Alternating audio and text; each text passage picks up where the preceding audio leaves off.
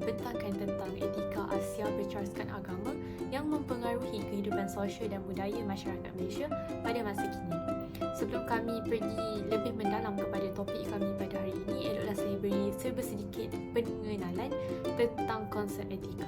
Jadi, perkataan etika itu sendiri ia berasal daripada satu perkataan Greek iaitu ethos yang membawa maksud sifat ataupun sikap yang menetapkan tingkah laku seseorang itu sama ada yang baik ataupun yang buruk. Jadi setiap agama dan kepercayaan mempunyai etika mereka yang tersendiri. Contohnya di Malaysia kita ada 3 agama iaitu agama utama iaitu Islam, Hindu dan juga Buddha. Jadi ketiga-tiga agama ini mereka mempunyai etika mereka yang tersendiri yang berbeza daripada setiap agama yang lain.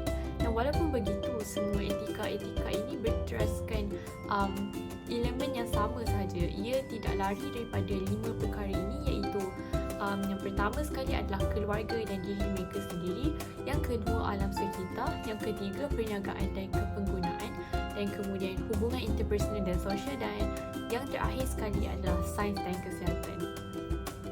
Seterusnya, konsep etika. Yang pertama, konsep etika agama Islam.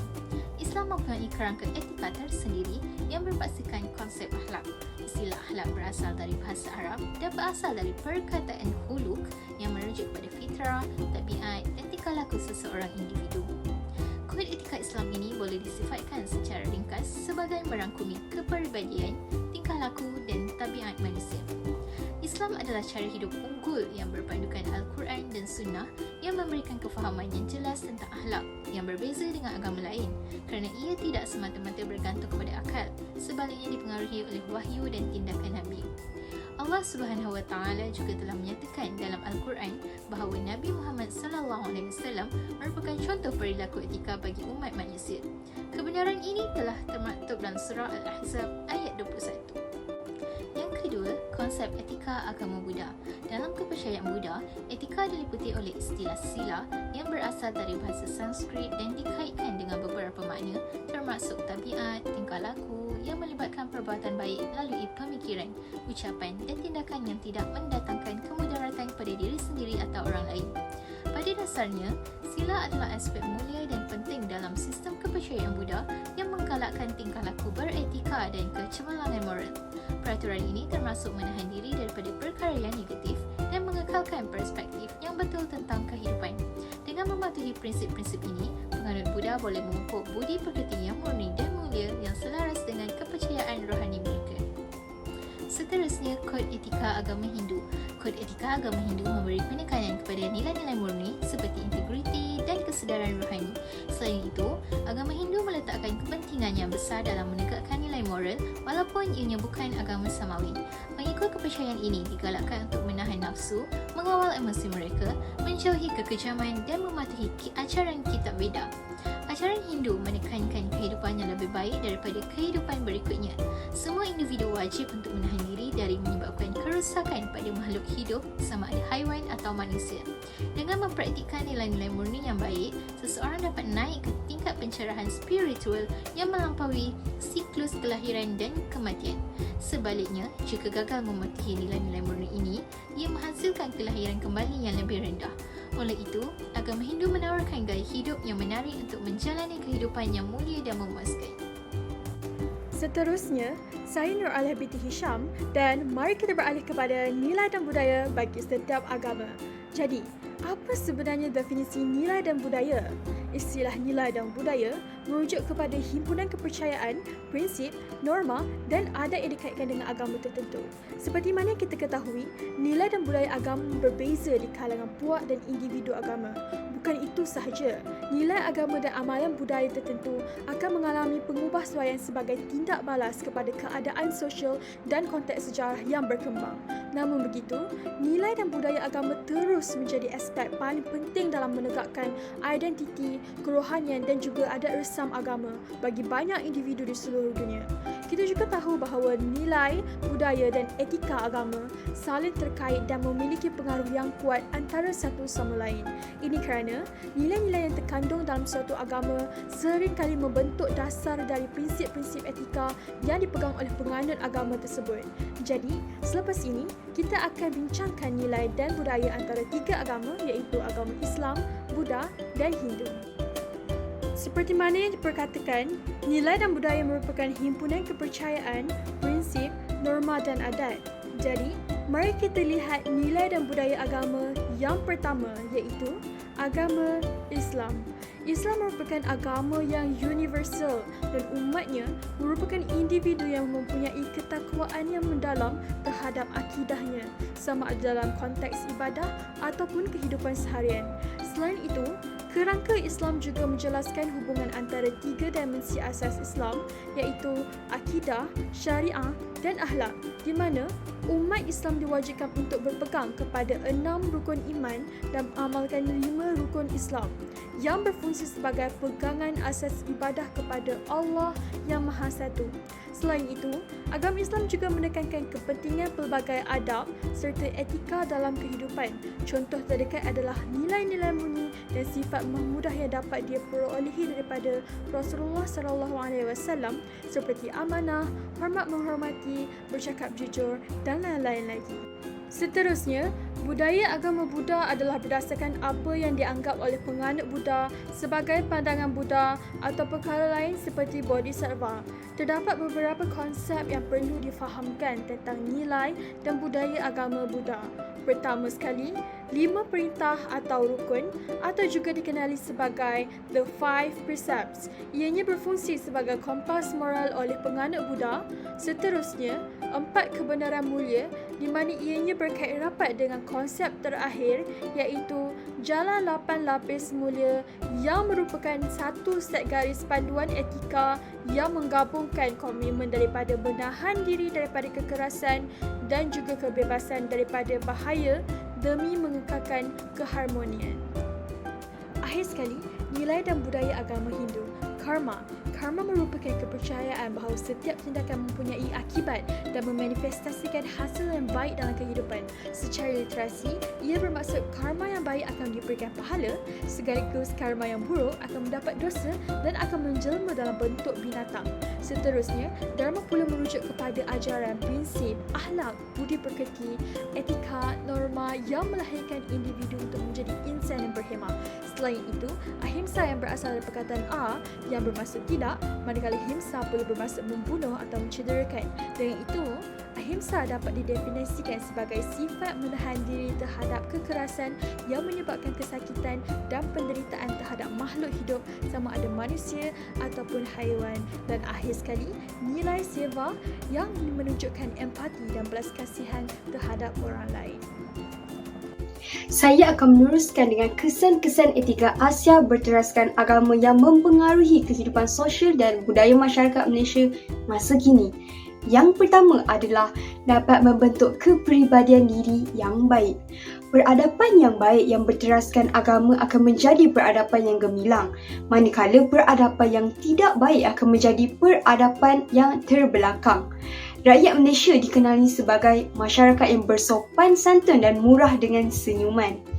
Amalan yang sering dilakukan oleh mereka adalah apabila berjalan atau lalu di hadapan orang yang lebih tua adalah dengan menundukkan sedikit badan. Tambahan lagi, panggilan yang diberikan kepada golongan yang lebih tua juga mesra. Contohnya, mereka dipanggil dengan panggilan makcik ataupun pakcik, walaupun mereka tidak mengenali antara satu sama lain. Ini menunjukkan rakyat Malaysia tidak asing lagi dengan sikap yang bersopan santun. Seterusnya adalah mempunyai panduan hidup yang kukuh. Jika seseorang itu mempunyai pegangan agama, hidup mereka akan lebih teratur dan juga tenang. Ini kerana agama merupakan satu panduan yang akan digunakan oleh seseorang dalam kehidupan. Tambahan pula, agama dapat menjadikan seseorang manusia itu berakhlak mulia. Agama mengajar manusia tentang nilai moral sebagai hasil pemikiran manusia untuk berfikir dan membezakan baik buruk sesuatu perkara. Tidak seperti haiwan yang hidup bebas tanpa peraturan. Kita dapat lihat dengan mata kita sendiri bahawa masyarakat Malaysia masa kini hidup aman dan tenteram bersama-sama dengan bangsa dan agama yang berlainan. tanpa adanya perbalahan. Sikap toleransi yang ada pada diri dengan sentiasa berdialog dan berinteraksi dengan pengamal agama dan budaya lain. Selanjutnya, kesan yang dapat kita perolehi ialah kesedaran dalam tanggungjawab sosial, iaitu kesedaran yang wujud dalam individu dan kumpulan dalam negara, atau dengan kata lain, kesedaran yang wujud dalam kalangan rakyat sesuatu negara. Di Malaysia, masyarakat memiliki tahap kesedaran yang cukup tinggi, terutamanya ketika berlaku bencana seperti banjir dan juga pandemik COVID-19. Mereka bersatu padu menyumbangkan tenaga dan juga harta untuk meringankan beban mangsa dan juga kerajaan untuk membantu menanggung kos pengurusan bencana. Pada tahun 2021, banjir besar telah berlaku di beberapa buah negeri di Malaysia. Semasa kejadian itu, kita dapat menyaksikan bagaimana rakyat Malaysia, tidak kira agama dan juga kaum, turun beramai-ramai bekerjasama sekaligus menunjukkan keprihatinan membantu mangsa-mangsa yang banjir. Mereka mengetepikan perbezaan agama dan juga kepercayaan. Rakyat membantu membersihkan rumah ibadat tidak kira agama dan juga kaum.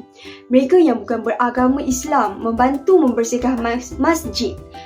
Begitu juga mereka yang beragama Islam menghulurkan tangan dan bantuan turut membantu dalam kerja-kerja pembersihan.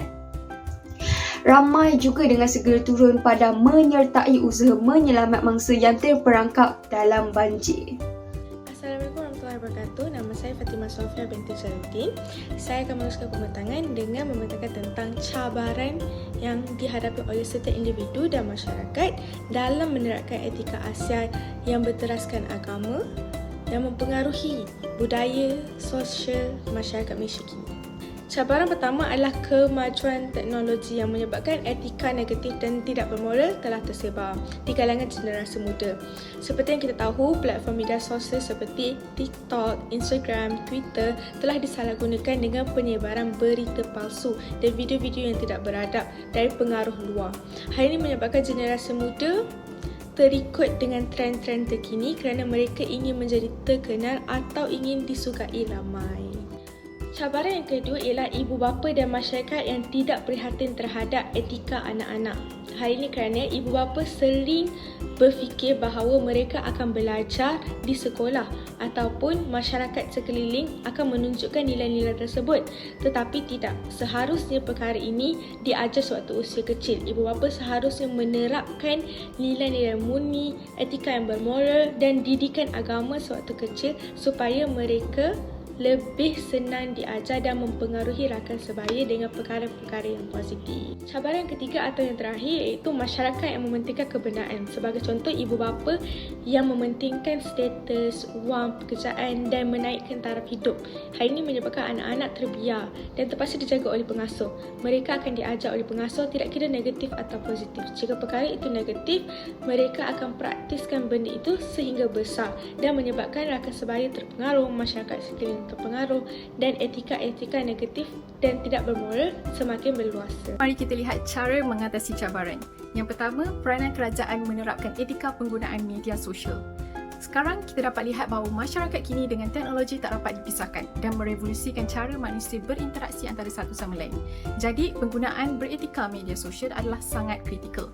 Undang-undang mainkan peranan penting dalam pengawasan dan hukuman sebagai amaran kepada orang ramai. Mengikut penemuan penyelidikan, 23% responden mengaku pernah berkongsi dan menyebarkan kandungan berunsur prejudis terhadap kaum, agama, jantina atau keganasan. Jadi, adalah penting untuk kerajaan memupuk kesedaran awam yang lebih tinggi mengenai etika penggunaan media sosial supaya orang ramai sentiasa berwaspada dalam menyebarkan maklumat atau menyatakan sebarang pendapat di media sosial. Yang kedua, peranan institusi pengajian.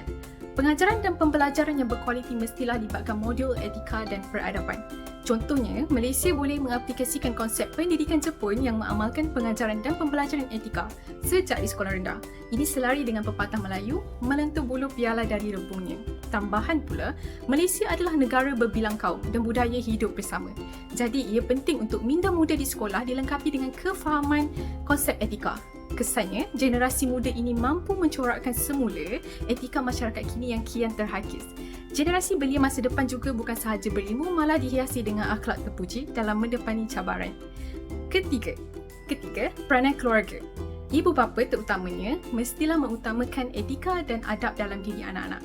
Contohnya, ibu bapa mesti bijak menggunakan atau memilih perkataan yang baik dalam bertutur dan menormalisasikan nilai positif seperti kasih sayang, amanah, sopan santun dalam keluarga. Ini kerana bahasa dan amalan yang digunakan dalam keluarga akan menjadi suri teladan dan budaya anak-anak. Imam Al-Ghazali berpesan, anak-anak adalah amanah atas ibu bapa. Jika dah terbiasa dengan kebaikan, anak itu akan membesar dalam kebaikan dan biasa dengannya. Sebaliknya, jika dibesarkan dalam suasana yang tak baik dan dipersiakan, menderitalah dia dan binasa. Dosa juga akan ditimpakan ke atas orang yang dipertanggungjawabkan itu. Jadi, ingatlah bahawa bangsa dan negara yang kuat bermula dari institusi keluarga, iaitu kunci kepada pembentukan adab dan etika individu. Sekian sahaja daripada saya untuk kita tahu cara mengatasi cabaran dari skop yang luas iaitu kerajaan hinggalah ke skop yang lebih kecil iaitu keluarga. Terima kasih. Jadi sebagai penutup kepada perbincangan kami pada hari ini, dapatlah saya rumuskan bahawa setiap agama mempunyai etika mereka tersendiri, etika yang berbeza daripada setiap agama yang lain, tetapi semuanya berceraskan kepada satu konsep yang sama sahaja, iaitu menyeru kepada kebaikan dan meninggalkan kepada keburukan. Jadi masyarakat Malaysia sepatutnya bebas daripada isu-isu negatif ni kerana kita ada 3 agama penting. Jadi sepatutnya jika setiap penganutnya menghayati betul-betul etika-etika yang telah diterapkan dalam agama masing-masing, sepatutnya kita bebas daripada isu-isu peradaban ataupun isu-isu sosial di negara kita ini, ataupun jika berlaku mungkin secara minimum sahaja. Jadi secara keseluruhannya dapatlah saya simpulkan bahawa etika ini memainkan peranan yang sangat penting dalam membentuk masyarakat kita, terutamanya pada hari ini. Jadi itu sahaja daripada kumpulan kami. Sekian, terima kasih.